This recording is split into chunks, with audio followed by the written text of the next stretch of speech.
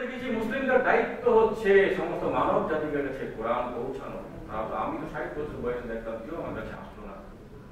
কি করে মুসলিমরা ছাড়া হবে? দেখেন, তো আমাদের শুধু যে নিজেই পরিশুদ্ধ হওয়ার মধ্যেই নহে, সীমাবদ্ধ নহে, অন্যের কাছে পৌঁছানোটাও হচ্ছে আমাদের ইবাদতের অংশ, দায়িত্বের অংশ। আমাদের এই দায়িত্বগুলো পালন করার জন্য, যেমন ধরুন আমরা এই যে বললাম গোপন সালাত, সালাত আসছে একটা বিরাট, আল্লাহ চাচ্ছেন যে এই কথাগুলো, আল্লাহ কোরআনগুলো যেন সব সময় মানুষ মনে করে চলে। তাই একটা ফরম্যাটের সৃষ্টি করে দিয়েছেন, তার নাম দিয়েছেন সালাত। অর্থাৎ আপনি কোরআনের কথা মনে না করলেও যেন বাধ্যতামূলক ভাবে ম্যান্ডেটরি যেন 5 টাইমস রিমেম্বার কোরআনের আয়াতগুলো। তাই তো সালাতে কি করি?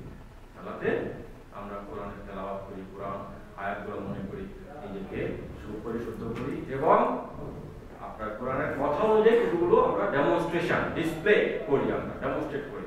আল্লাহর কাছে আমরা প্রমাণ করতে চাই যে আমরা আল্লাহর কথা অনুযায়ী চলি। এখন কি বললেন?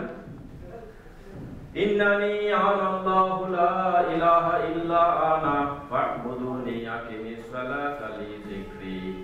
মুসা আলাইহিস সালামকে ডেকে নিয়ে বললেন কুরবানের কাছে আল্লাহ সুবহানাহু ওয়া তাআলা, হে মুসা, আমি আল্লাহ, আমি রব, আমি ছাড়া কোনো ইলাহ নাই, অতএব আমারই ইবাদত করো এবং সালাত কায়েম